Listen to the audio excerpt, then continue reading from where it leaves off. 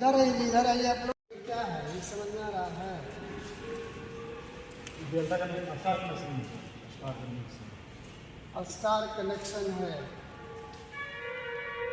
उसको आगे आने दीजिए। स्टार कनेक्शन है, चलिए ठीक है बताइए। स्टार कनेक्शन है तो कहाँ पर वोल्ट एम्पियर और कहाँ पर वोल्ट मीटर और कहाँ एम्पियर मीटर का उपयोग किया गया है? वोल्ट हो गया।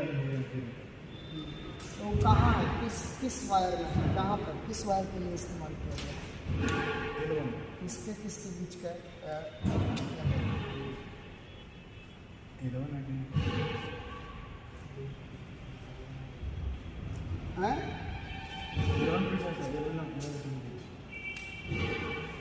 लाइन 1 और लाइन 2 के बीच में वोल्ट मीटर लगाया गया है। और दूसरा कहाँ लगाया गया है? दूसरा लाइन 2 और लाइन 3 के बीच में वोल्ट मीटर लगाया गया है। ठीक है, अब आपको शुरू से इसमें क्या किया गया है? ठीक है, 3 से 415 वोल्ट 50 वोल्ट का सप्लाई पर ये एक किसी भी लोड के लिए, जैसे मोटर के लिए स्टार कनेक्शन करते हैं तो उसका एक क्या बना हुआ है, ये एक डायग्राम है जिसमें ICTP स्विच के माध्यम से ये आगे दर्शाया गया है कि किस प्रकार से इसका एम्पियर मीटर लगाएंगे, किस प्रकार से वोल्ट मीटर लगाएंगे और कैसे चेक करेंगे कि कितना ये वोल्ट मेरा, कितना इसका एम्पियर है। और उसी में बल्ब का भी कनेक्शन किया गया है। बल्ब के जरिए में दिखाया गया है कि किस प्रकार से इसका लोड है। तो हम लोग देखेंगे कि ये आप दिखाया गया है एक स्विच जो 3 फेस एक ICTP स्विच है, ट्रिपल पोल स्विच है। ये तीनों पोल एक साथ स्विच काम कर रहा है और तीनों फेज में क्या लगा हुआ है, एक फ्यूज लगा हुआ है जो 1 एम्पियर का है। अब आगे आप लोग देखेंगे कि इसके सीरीज में क्या लगा हुआ है, मेन एक एम्पियर मीटर लगा हुआ है। ठीक है, उसी प्रकार से आप देखेंगे कि ये क्या है, लाइन 1 है, इसको हम R भी मान सकते हैं और इसको Y मान सकते हैं ना, और भी मान सकते हैं। तो हम लोग को देखना ये है कि फर्स्ट टाइम में क्या किया गया है, एक R जो लाइन 1 है वहाँ से ये कॉइल आया है, यहाँ पर हम क्या लगा दिए, एम्पियर मीटर। और एम्पियर मीटर यहाँ से दूसरा एक बल्ब लगाया गया है और इसको लेके कहाँ आए हैं, लाइन 3 वाई। ठीक है, और दूसरा एक जो है ये कॉइल की जगह पर किसका इस्तेमाल किया हमने, बल्ब का। ये क्या है, बल्ब है। ये कॉइल की जगह पर किसका इस्तेमाल हुआ, बल्ब का। और यहाँ भी क्या इस्तेमाल हुआ, बल्ब। तो ये कनेक्शन ये बल्ब लेके आए और बल्ब से हम कहाँ लेकर के चले गए, वाई में गए नहीं है। ये दिखाने के लिए है जैसे ये यहाँ से कट हो रहा है और यहाँ वोल्ट मीटर के जरिए ये सप्लाई वहाँ तक पहुँच रहा है।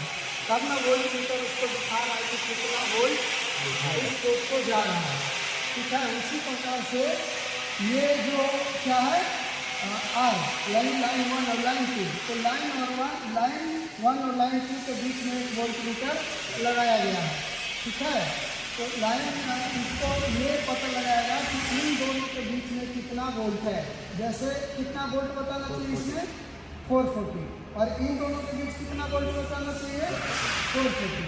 अब यही देखना है कि दोनों के बीच में 440 बता रहा है, कम बता रहा है। और दूसरा एक वोल्ट मीटर कहाँ लगाया गया है, किसके बीच में लगाया गया है बताइए, आप लोग का ये ऑप्शन आता है।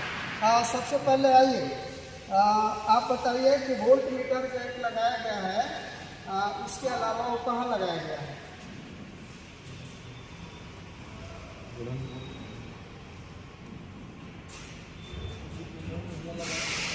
वो तो बता दिए कि हमने लगा दिया है कि A1 में लगा, A1 A2 के बीच में लगाया गया है और ये जो है L2 और L3 के बीच में लगाया गया है, Y और B के बीच में ये लगाया गया है।